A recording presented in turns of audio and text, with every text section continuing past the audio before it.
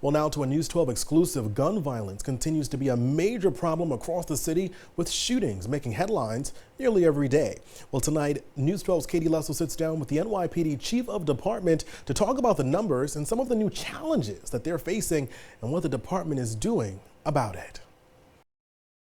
We're arresting the same people over and over again. In an exclusive sit-down interview, NYPD Chief of Department Kenneth told us for many of his officers making arrests, it feels like deja vu. The majority of the gun violence in New York City is driven by a very small number of people. With gun violence making headlines nearly every day, it may come as a surprise that according to the NYPD, the numbers are actually lower when you compare the past 28 days to this time last year. The NYPD says murders are down 36.4%. And shooting incidents are down 16.2%.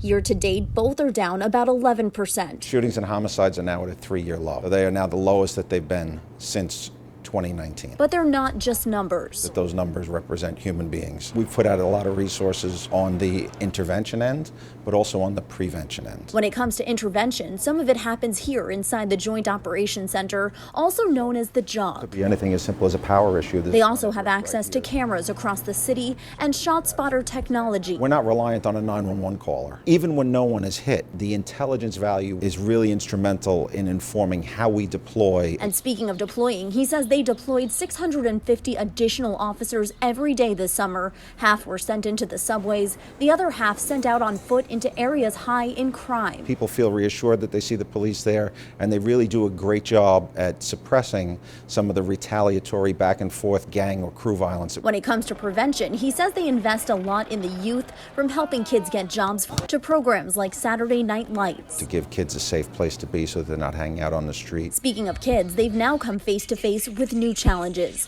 like water bead blasters, toy guns that are illegal in New York City. What we see is social media challenges, encouraging people to film themselves, shooting random strangers. A lot of people have taken to freezing the water beads. That's actually hitting people and causing injuries. And then we have had a couple of instances where somebody got shot with a water bead gun and pulled out a real gun. We've had police officers targeted and shot with these water bead guns while they're on their posts. We do track those people down. We do make arrests. And when it comes to actual firearms, it's not just the quote-unquote iron pipeline they're dealing with, but also the plastic pipeline, ghost guns. It's a serious challenge, and it's one that's growing. He says the number of ghost guns they've seized has grown exponentially in recent years. You can get all of these parts shipped to your home, assemble guns yourself at your kitchen table with no serial numbers, no way to trace it back to the original purchaser. It's a loophole that the federal government really needs to close. Something new they're honing in on, taking action before things escalate to shootings. He says during the summer months, 30% of their shooting incident locations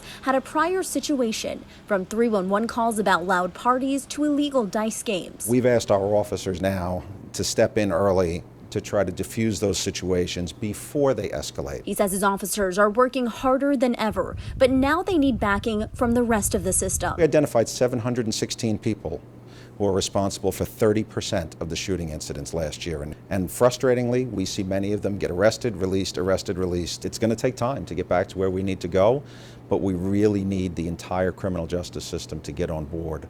And that's really how we're going to turn the tide. At One Police Plaza, Katie Lusso, News 12.